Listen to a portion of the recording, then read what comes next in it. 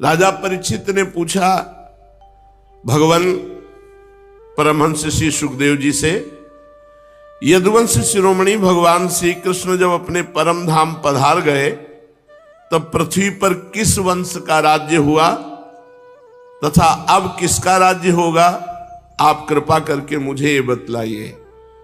परमहंस श्री सुखदेव जी महाराज ने कहा, प्रिय परीक्षित, मैंने तुम्हें 9वें स्कंद में बात बतलाई थी कि जरासंध के पिता बृहद्रथ के वंश में अंतिम राजा होगा पुरंजय, रिपुरंजय जिसका नाम कहा गया। उसके मंत्री का नाम होगा शुनक। वो अपने स्वामी को मार डालेगा और अपने पुत्र प्रद्योत को राज सिंहासन पर अभिषिक्त करेगा।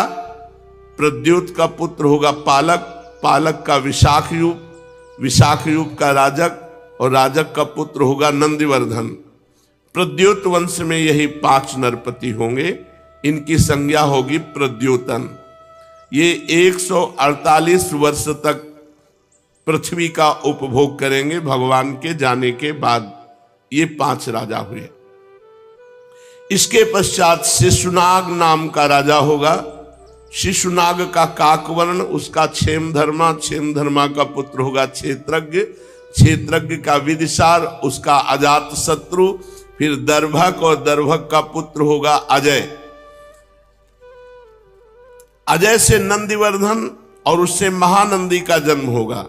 शिशुनाग वंश में 10 राजा होंगे। ये सब मिलकर कलयुग में 360 वर्ष तक पृथ्वी का राज्य करेंगे। 5 राजा 148 वर्ष तक और ये 10 राजा 360 वर्ष तक। प्रिय परीक्षित, फिर महानंदी की शूद्रा पत्नी के गर्भ से नंद नामक पुत्र होगा। वो बड़ा बलवान होगा। महानंदी महापद्म नामक निधि का अधिपति होगा, इसलिए उसे महापद्म भी कहेंगे। वह क्षत्रिय राजाओं के विनाश का कारण बनेगा। तभी से राजा लोग प्रायः अधार्मिक हो जाएंगे। महापद्म पृथ्वी का एक क्षत्र शासक होगा। उसके शासन का उल्लंघन कोई भी नहीं कर सकेगा। क्षत्रियों के विनाश में हेतु होने की दृष्टि से उसे दूसरा परशुराम ही समझना चाहिए। उसके सुमाल्य आदि 8 पुत्र होंगे। वे सभी राजा होंगे और 100 वर्ष तक इस पृथ्वी का उपभोग करेंगे। कौटिल्य, वात्स्यायन तथा चाणक्य के नाम से प्रसिद्ध एक ब्राह्मण विश्वविख्यात नंद और उनके सुमाल्य आदि 8 पुत्रों का नाश कर डालेगा। उनका नाश हो जाने पर कलयुग में मौर्यवंशी नरपति पृथ्वी का राज्य करेंगे। वही ब्राह्मण जिसका नाम चाणक्य, कौटिल्य, वात्स्यायन है, वो पहले चंद्रगुप्त मौर्य को राजा के पद पर अभिषिक्त करेगा। चंद्रगुप्त का पुत्र होगा वारिसार और वारिसार का अशोकवर्धन। अशोकवर्धन का पुत्र होगा सुयश, सुयश का संगत, संगत का शालिशूल और शालिशूल का सोम शर्मा, सोम शर्मा का शतधन्वा, शतधन्वा का पुत्र बृहद्रथ। कुरुवंश विभूषण परीक्षित मौर्य वंश के 10 नरपति कलयुग में 137 वर्ष तक पृथ्वी का उपभोग करेंगे। बृहद्रथ का सेनापति होगा पुष्पमित्र शुंग। वो अपने स्वामी को मारकर स्वयं राजा बन बैठेगा। पुष्पमित्र का अग्निमित्र और अग्निमित्र का सुज्येष्ठ होगा। सुज्येष्ठ का वसुमित्र, वसुमित्र का भद्रक, भद्रक का पुलिंद, पुलिंद का घोष और घोष का पुत्र होगा वज्रमित्र। वज्रमित्र का भागवत, भागवत का पुत्र होगा देवभूति। शुंग वंश के 10 नरपति 112 वर्ष तक पृथ्वी का पालन करेंगे। परीक्षित, शुंग वंशी नरपतियों का राज्यकाल समाप्त होने पर यह पृथ्वी कर्णवंशी नरपतियों के हाथ में चली जाएगी। कर्णवंशी नरपति अपने पूर्ववर्ती राजाओं की अपेक्षा कम गुण वाले होंगे। शुंग वंश का अंतिम नरपति देवभूति बड़ा ही लंपट होगा। उसे उसका मंत्री कर्णवंशी वसुदेव मार डालेगा और बुद्धि बल से स्वयं राज्य करेगा। वसुदेव का पुत्र होगा भूमित्र, भूमित्र का नारायण, नारायण का सुशर्मा, सुशर्मा बड़ा यशस्वी होगा। कर्णवंश के 4 नरपति कर्णवायन कहलाएंगे और कलयुग में 345 वर्ष तक पृथ्वी का उपभोग करेंगे। प्रिय परीक्षित, कर्णवंशी सुशर्मा का एक शूद्र सेवक होगा बलि। वो आंध्र जाति का एवं बड़ा दुष्ट होगा। वो सुशर्मा को मारकर कुछ समय तक स्वयं पृथ्वी का राज्य करेगा। इसके बाद उसका भाई कृष्ण राजा होगा। कृष्ण का पुत्र श्री शांतकर्ण और उसका पौर्णमास। पौर्णमास का लंबोदर, लंबोदर का पुत्र चिवलिक होगा। चिवलिक का मेघस्वाति, मेघस्वाति का अटमान, अटमान का अनिष्टकर्मा, अनिष्टकर्मा का हाले, हाले का तलक, तलक का पुरुषभीरु, पुरुषभीरु का पुत्र होगा राजा सुनंदन। परीक्षित, सुनंदन का पुत्र होगा चकोर। चकोर के 8 पुत्र होंगे जो सभी बहु कहलाएंगे। इनमें सबसे छोटे का नाम होगा शिवस्वाति। वह बड़ा वीर होगा और शत्रुओं का दमन करेगा। शिवस्वाति का गोमती पुत्र और उसका पुत्र होगा पुरीमान। पुरीमान का मेधाशिरा, मेधाशिरा का शिवस्कंद, शिवस्कंद का यज्ञश्री, यज्ञश्री का विजय, विजय के 2 पुत्र होंगे चंद्रविग और लोमदि। परीक्षित, ये 30 राजा 456 वर्ष तक कलयुग में पृथ्वी का राज्य भोगेंगे। इसके पश्चात अवभृति नगरी के 7 आभीर, 10 गर्दभी, 16 कंक ये पृथ्वी के राज्य करेंगे। ये सब के सब बड़े लोभी होंगे। इसके बाद 8 यवन, 14 तुर्क यहां राज्य करेंगे। 8 यवन, 14 तुर्क राज्य करेंगे। इसके बाद 10 गुरुंड और 11 मौन नरपति होंगे। मौनों के अतिरिक्त ये सब 1099 वर्ष तक पृथ्वी का उपभोग करेंगे। 11 मौन नरपति 300 वर्ष तक पृथ्वी का शासन करेंगे। जब उनका राज्यकाल समाप्त हो जाएगा तब किलकिला नाम की नगरी में भूतनंद नाम का राजा होगा। भूतनंद का वंगिर, वंगिर का भाई शिशुनंदी और यशोदानंदी और प्रवीरक ये 106 वर्ष तक पृथ्वी का राज्य करेंगे।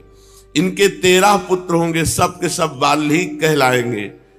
उनके पश्चात पुष्पमित्र नामक क्षत्रिय और उसके 10 पुत्र दुर्मित्र का राज्य होगा। परीक्षित, वाल्मीकि वंशी नरपति एक साथ ही विभिन्न प्रदेशों में राज्य करेंगे। उनमें 7 आंध्र देश के, 7 ही कौशल देश के अधिपति होंगे। कुछ विदुर भूमि के शासक और कुछ निषेध देश के स्वामी होंगे। इनके बाद मगध देश का राजा होगा विश्वस्फूर जी। ये पूर्वोक्त पुरंजय के अतिरिक्त द्वितीय पुरंजय कहलाएगा। ये ब्राह्मण आदि उच्च वर्णों को पुलिंद, यदु और मद्र आदि म्लेच्छ प्राय जातियों के रूप में परिणित कर देगा। इसकी बुद्धि इतनी दुष्ट होगी कि ब्राह्मण, क्षत्रियों, वैश्यों का नाश करके शुद्ध प्राय जनता की रक्षा करेगा। ये अपने बलवीर से क्षत्रियों को उजाड़ देगा। पद्मवतीपुरी को राजधानी बनाकर हरिद्वार से लेकर प्रयाग पर्यंत सुरक्षित पृथ्वी का राज्य करेगा। परीक्षित, ज्यों ज्यों घोर कलयुग आता जाएगा त्यों त्यों सौराष्ट्र, अवंती, आभीर, शूर, अर्बुद, मालव देश के ब्राह्मणगण संस्कार शून्य हो जाएंगे। सिंधु तट, चंद्रभागा, तटवर्ती प्रदेश, कौंतीपुर और काश्मीर मंडल प्रायः म्लेच्छ स्वभाव वाले, संस्कार ब्रह्म तेज से हीन, केवल नाम मात्र के द्विज और म्लेच्छों का राज्य होगा। परीक्षित, सब के सब आचार विचार विहीन म्लेच्छ प्राय हो जाएंगे। ये सब एक ही समय भिन्न भिन्न प्रांतों में राज्य करेंगे। सब के सब परले, सिर के झूठे, अधार्मिक, स्वल्प दान करने वाले होंगे। छोटी छोटी बातों को लेकर ये क्रोध के मारे आग बबूला हो जाया करेंगे। ये दुष्ट लोग स्त्री, बच्चों, गौओं और ब्राह्मणों को मारने में नहीं हिचकेंगे। दूसरे की स्त्री को भोगना, दूसरे के धन को हथिया लेना कलयुग में स्वभाव बन जाएगा। सबका स्वभाव, पराई स्त्रियों को भोगना, दूसरे के धन को हड़प लेना। ऐसे लोगों की न बढ़ती देर लगेगी और न नष्ट होते देर लगेगी। ये क्षण में रुष्ट और क्षण में तुष्ट। इनकी शक्ति और आयुध होगी बहुत थोड़ी। इनमें परंपरागत कोई संस्कार नहीं रह जाएंगे। ये तो बहुत 2,500 वर्ष की बात बता रहे हैं, क्योंकि इतने राजा हो गए तो 2,500 वर्ष हो गए। अब तो 5,000 वर्ष के ऊपर चल रहा है। 4,32,000 वर्ष की आयु कलयुग की है। लोग अपने कर्तव्य कर्म का पालन करना भूल जाएंगे, रजोगुण तमोगुण से अंधे बन जाएंगे, राजा के वेश में म्लेच्छ ही होंगे, लूट घसोट प्रजा का खून चूसना ऐसा स्वभाव बन जाएगा। ऐसे लोगों का शासन होगा तो देश की प्रजा भी वैसे ही स्वभाव आचरण और भाषण वाली हो जाएगी। राजा लोग तो उनका शोषण करेंगे, प्रजा आपस में एक दूसरे को उत्पीड़ित करेंगे और अंततः सब नाशवान नष्ट। फिर वही आ गया, ये सब लिखा पढ़ी है, सब मर गए, मिटिया मिट हो गए, कहीं कोई नहीं। श्री सुखदेव जी कहते, परीक्षित समय बड़ा बलवान है, ज्यों ज्यों घोर कलयुग आता जाएगा त्यों त्यों उत्तरोत्तर धर्म, सत्य, पवित्रता, क्षमा, दया, आयु, बल और स्मरण शक्ति का लोप होता जाएगा। कलयुग में जिसके पास धन होगा उसी को महान माना जाएगा, लोग उसी को बड़ा आदमी मानेंगे, कुलीन, सदाचारी, सद्गुणी मानेंगे। वही बड़ा माना जाएगा जिसके पास धन है, जिसके पास पावर है। बिल्कुल, जिसके हाथ में शक्ति होगी वही धर्म और न्याय की व्यवस्था देखेगा, चाहे वो घोर पापी क्यों न हो। जो लिखा है वो देख ले, हो रहा है। दाम्पत्य भी रुचिर हेतुर मायैव व्यवहारिके। पहले लड़की की कुंडली देखो, लड़का की कुंडली देखो, गुण मिलाओ, सब। कलयुग में नहीं चलेगा। विवाह संबंध के लिए कुल, सील, गुण की परख निरख नहीं होगी। युवक युवती पसंद कर लिए, बस हो गया, पसंद आए तो ठीक है, नहीं दूसरा कर लीजिए। ये कितना गंदा व्यवहार। युवक युवती पारस्परिक रुचि से ही विवाह होगा, गुण से, कुंडली से, जाति से, कुल से, इससे कोई मतलब नहीं रह जाएगा। व्यवहार में कौन निपुण माना जाएगा? जो जितना झूठ और बेईमानी कर ले, जितना गंदा व्यवहार कर ले, उतने व्यवहार में निपुण माना जाए। वाले बड़े प्रवीण हैं, लाखों की जो चपत लगा दे दूसरे की, वही प्रवीण माना जाएगा कलयुग में। किसी के जीवन में सच्चाई और ईमानदारी नहीं रहेगी। युग धर्म का प्रभाव, जो जितना छली कपटी होगा उतना ही प्रवीण माना जाएगा। जितना छल कर ले, कपट कर ले, उतने व्यवहार कुशल माना जाएगा। स्त्री पुरुष की श्रेष्ठता उसके गुण संयम से नहीं, उसके चरित्र से नहीं, उसकी दुष्टता से होगी।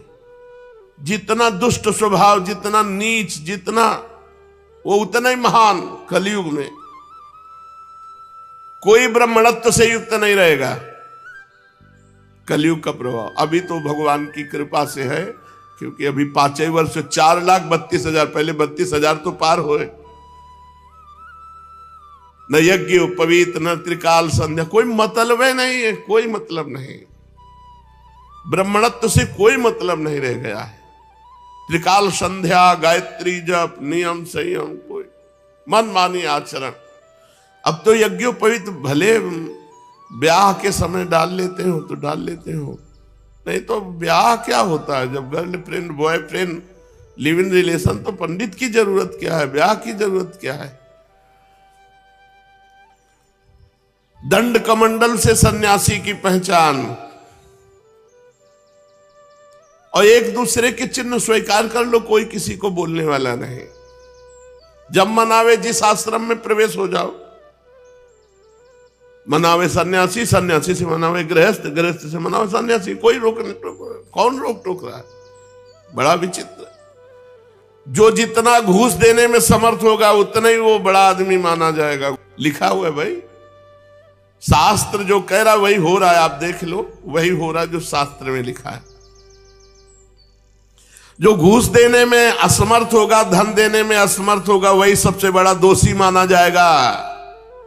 घूस नहीं दे सकता, धन नहीं दे सकता, असमर्थ है तो दोषी है, वही दोषी है। और बहुत बड़ा दोष किए, घूस दे रहा है, धन है, वो दोषी नहीं माना जाएगा। बड़े लोग हैं।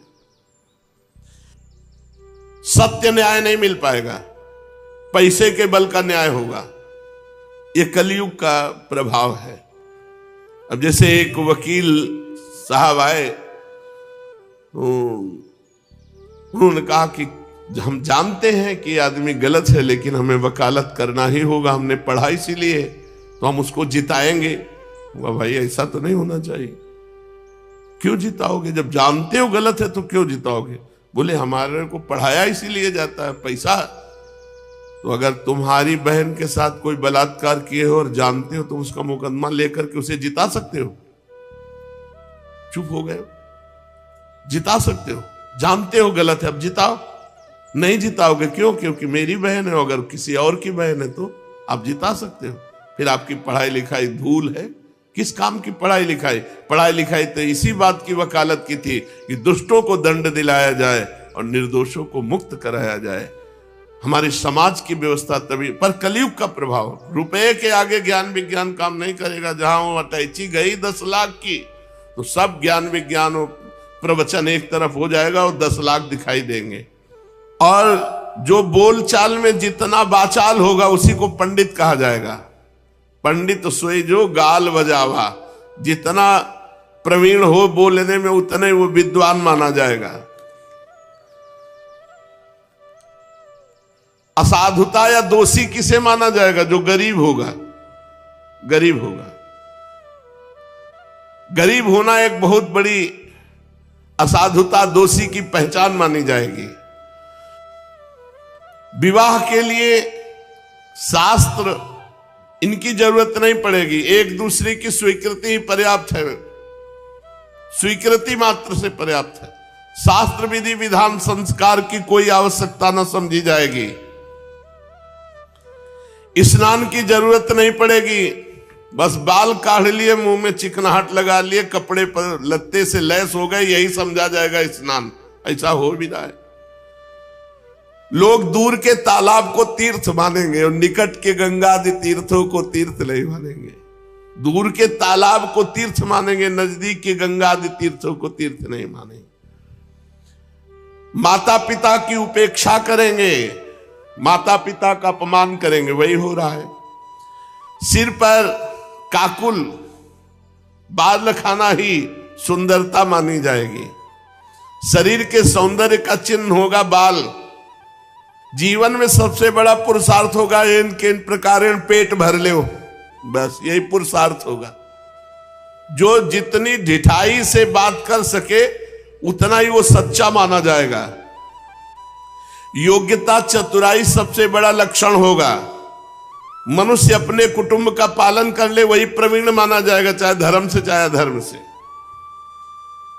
अगर कोई दान पुण्य भी करेगा तो अपने यश के लिए करेगा, खूब नाम हो जाए, इतना दिया, यहां गए, इतना किया, छपाया यूट्यूब में। ऐसे सारी पृथ्वी में दुष्टों का बोलबाला हो जाएगा। राजा का कोई नियम नहीं रहेगा। नीच स्वभाव के अत्यंत निर्दयी क्रूर राजा होंगे। लोभी इतने होंगे कि उनमें और लुटेरों में कोई अंतर नहीं माना जाएगा। प्रजा की पूंजी छीनना, दूसरे की पत्नियों को हड़प लेना, ये सब कलयुग में। प्रजा पहाड़ों और जंगलों में भाग जाएगी, किसी तरह बीज गुठली फल फूल खा करके अपना पोषण करेगी। कलयुग में कभी वर्षा नहीं होगी, सूखा पड़ जाएगा, तो कभी कर पर कर राजा के द्वारा लगाया जाएगा, कभी इतनी वर्षा होगी कि अन्न ही नहीं हो पाएगा, कभी कड़ाके की सर्दी पड़ेगी, पाला पड़ेगा, कभी आंधी चलेगी, कभी गर्मी पड़ेगी, कभी बाढ़ आ जाएगी। कलयुग में प्रायः ऐसे ही से प्रजा पीड़ित रहेगी। लोग आगे चलकर ऐसी परिस्थिति आएगी कि भूख मिटाने के लिए भोजन नहीं मिलेगा, प्यास के लिए पानी नहीं मिलेगा। आज जैसे लिखा है 4 वर्णों की मर्यादा नहीं रह जाएगी, तो नहीं रह गई। जैसे लिखा है ब्याह के लिए पंडित या शास्त्र की आज्ञा की जरूरत नहीं, मनोनीत, मन में हमने चयन कर लिया, चयन कर लिया, वो हो गया। भूख प्यास के लिए लोग तड़पेंगे, मरेंगे आगे जब समय। इसीलिए कर ले अभी भजन कर ले। कलयुग है और आगे आएगा तो देख लेना। ऐसे ऐसे रोग होंगे कि कोई नहीं बचेगा कि जिसके रोग ना हो। देख लो, हमने कैंसर का नाम कभी सुना नहीं था अपने समय में। अब कैंसर ऐसे हो रहा है जैसे जुकाम बुखार, ऐसे कैंसर फैल रहा है। कलयुग में मनुष्यों की परम आयु रह जाएगी 30 वर्ष। 10 वर्ष में जवान और 20 वर्ष में बुढ़ापा, 30 वर्ष में ढनंग गए। 30 वर्ष आगे चल करके आयु आएगी, 30 वर्ष में सब हो जाएगी पूरी जिंदगी का खेल। जितने में अभी जवान होते हैं उतने में सब हो जाएगा। परीक्षित, कलिकाल के प्रभाव से मनुष्यों के शरीर छोटे छोटे होने लगेंगे, होने लगे। साइज कम होता जा रहा है, देखो कहां साइज बढ़ रहा है। अब इतने बड़े बहुत इतने बड़े हो गए। अब ऐसा तो नहीं कि लंबे चौड़े, शरीर छोटे छोटे क्षीण रोगग्रस्त होंगे। कोई वेद की आज्ञा नहीं मानेगा, वर्ण आश्रम सब कोई वेद की आज्ञा नहीं मानेगा। पाखंड बढ़ता जाएगा। राजा लोग होंगे लुटेरों के समान, गौवें बकरियों के समान हो जाएंगी। वो आई थी ना गाय, गोद में लेके आए थे, देख लो जो लिखा है। तो हम कहा बच्चे हैं, बोले नहीं दूध देती हैं, इनके बच्चे हैं। ऐसे गोद में लिए थे, छोटी छोटी गौवें हो जाएंगी बकरियों की तरह और कम दूध देने वाली बन जाएंगी। वानप्रस्थी और सन्यासी ये विरक्त आश्रम वाले घर गृहस्थी की तरह, तपसी धनवंत दरिद्र ग्रही, कलि कौतुक तात न जात कहे। जिनसे वैवाहिक संबंध है उन्हीं को अपना संबंधी माना जाएगा। धान जौ गेहूं ये छोटे छोटे पौधे होंगे और रसहीन होने लगेंगे। जैसे अब खाद पड़ती है, अब कहां पावर रह गया। पहले की रोटी जो खाई है गाय के गोबर में पैदा हुई, वो स्वाद अब इन रोटियों में थोड़ी रह गया। ऐसे ही पाते चले जाओ, ऐसा गेहूं में स्वाद था। वृक्षों में जो रसाल फल देने वाले वृक्ष हैं सब सूख जाएंगे, सूख गए। बगीचे के बगीचे सूख गए। एक एक गाड़ी आम, सुबह जाओ बिछा पड़ा हुआ है आम। अलग अलग स्वाद के आम थे, हिंगुहा ये वो, बड़े बड़े वृक्ष आम होते, बड़े बड़े वृक्षों के। मतलब जितनी बड़ी राधा केली कुंज इतना बड़ा एक वृक्ष होता। ऐसे फैली डाले और जब सुबह जाओ तो बिछा हुआ आम पड़ा है, बाल्टी में डाल के बैठ जाओ, 2-4 किलो तो ऐसे ही पा जाओ। आम फ्री बुला के पवाया जाता था। जिसके बगीचे होते थे खूब, वो सब सूख गए। अब इतने बूढ़े हैं, इतने बड़े फल हैं, पता नहीं कौन। देखो कलयुग का प्रभाव। इतना बड़ा पेड़ है, वो डाले संभालने लायक है नहीं, इतना बड़ा फल है। ऐसा वर्ण संकर पैदा हो रहे, फल फूल मनुष्य। अधिकांश रसाल वृक्ष सूख जाएंगे, छोटे छोटे कटीली झाड़ियां और ऐसे वृक्ष रह जाएंगे। कुछ समय बाद समय आएगा कि आकाश में बादल और बिजली तो दिखाई देगी, बूंद पानी नहीं गिरेगा। कर लो भजन जल्दी जल्दी, निकुंज चलते हैं। गृहस्थों के घर अतिथि सत्कार नहीं होगा। पहले लिखा होता था अतिथि देवो भव, अब लिखा होता कुत्ते से सावधान। कलयुग का प्रभाव। दरवाजे पे तुलसी का पौधा, गाय बंधी है पवित्र, अब दरवाजे पे कुत्ता बंधा हुआ है। आजकल दरवाजे पे कुत्ता रखे जाते हैं, गेट के अंदर रस्सी बांध करके सुरक्षा के लिए। पहले लिखा अतिथि देवो भव घरों में, अब लिखा होता कुत्ते से सावधान। हाँ, जनसंख्या अभी बढ़ रही फिर घटेगी, क्योंकि वर्षा नहीं होगी, भूखों मरेंगे सब। आगे समय आएगा। परीक्षित, अधिक क्या कहें, कलयुग में ऐसा स्वभाव हो जाएगा मनुष्यों का जैसे गधों का। केवल बोझा ढोना, कोई भजन पूजन से मतलब नहीं। गृहस्थी केवल भोग भोजन, बस इसी के लिए परेशान रहेंगे। सब विषयी पुरुष हो जाएंगे। ऐसी स्थिति में धर्म की रक्षा करने के लिए फिर भगवान को ही अवतार लेना पड़ता है। प्रिय परीक्षित, सर्वव्यापक भगवान श्री हरि सर्वशक्तिमान हैं। सर्वस्वरूप होने पर चराचर जगत के शिक्षक हैं, सदगुरु हैं। वे साधु सज्जन पुरुषों के धर्म की रक्षा के लिए उनके कर्म बंधन को काट कर उन्हें जन्म मृत्यु के चक्र के छुड़ाने के लिए अवतार ग्रहण करेंगे जब घोर कलयुग आ जाए। अभी 4,32,000 में अभी 5,000 के ऊपर कुछ हुआ है। भा भ्रष्टाचारा सब संसारा, धर्म सुने नहीं काना। कलिकाल बिहाल के मनुजा ने माने को अनुजा तनुजा, भारी भ्रष्टाचार बढ़ेगा। जब घोर पापाचार, कहीं राम कृष्ण हरि नाम सुनाई नहीं देगा, स्वाहा स्वधा वे सब, उस समय संभल ग्राम में विष्णुयश नाम के एक श्रेष्ठ ब्राह्मण होंगे। उनका हृदय बड़ा उदार एवं भगवत भक्ति से पूर्ण होगा। उन्हीं के घर में कल की भगवान का अवतार होगा। श्री भगवान अष्ट सिद्धियों के और समस्त सद्गुणों के एकमात्र आश्रय हैं। समस्त चराचर जगत के वही रक्षक और स्वामी हैं। उनके घोड़े का नाम होगा देवदत्त। वो देवदत्त नामक शीघ्रगामी घोड़े पर सवार होकर दुष्टों को अपने तलवार के घाट उतारेंगे। काट काट कर जितने दुष्ट कलयुगी हैं सबको मारेंगे भगवान। और उन भगवान के रोम रोम से अतुलनीय तेज की किरणें छिटकती होंगी। वे अपने देवदत्त नामक शीघ्रगामी घोड़े से पूरी पृथ्वी पर विचरण करके जो राजा के वेश में छिप कर रहने वाले कोटि कोटि डाकू हैं उनका संहार करेंगे। फिर जब सब दुष्टों का संहार हो जाएगा तब नगर और देश की सारी प्रजा का हृदय पवित्र हो जाएगा। कल की भगवान के दर्शन से शरीर में लगे हुए अंगराग के स्पर्श से पावन वायु सबकी बुद्धि शुद्ध कर देगी।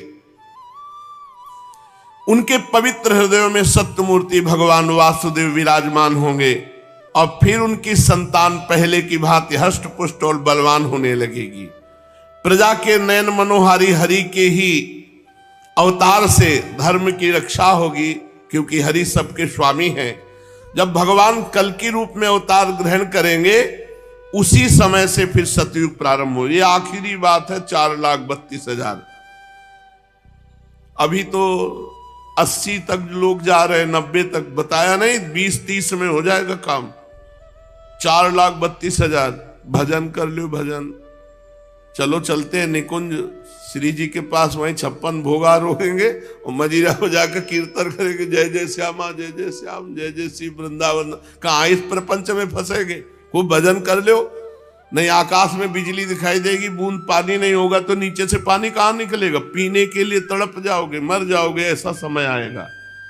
भोजन नहीं मिलेगा, अन्न नहीं मिलेगा, हाहाकार मच जाएगा, इतनी जनता बढ़ जाएगी, फिर सब मरेंगे। इसलिए यही सब दिमाग में आकर भजन कर लो, खूब भजन करो।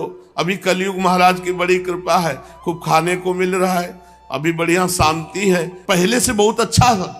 जो प्रारंभ में कलयुग का स्वरूप था उससे अच्छा स्वरूप है इस समय। देखो म्लेच्छों का राज्य रहा, दुष्टों का राज्य रहा। बड़े भाव से भजन कर लो। नहीं कभी ऐसा समय आ गया कि अधार्मिक राजा हुए तो कथा कीर्तन में रोक लगवा दी जाएगी। तो आ जाएगा समय, ये नाम कीर्तन नहीं कर पावे, ये कथा कीर्तन न कर पावे, ऐसा कलयुग में समय आएगा। इसलिए अभी खूब भजन कर लो। अगर अधार्मिक राजा हो जाए तो जो आदेश करेगा उसके फरमान का पालन होगा। तो इसलिए अभी भजन कर लो, बहुत बढ़िया समय है, भगवान की प्राप्ति कर लो। जीवन थोड़ा है, इसी में भगवत प्राप्ति हो जाएगी। हर श्वास राधा राधा जपो, आखिरी श्वास राधा तो राधा की प्राप्ति हो जाएगी। शेष चर्चा आगे। श्री राधा वल्लभ लाल।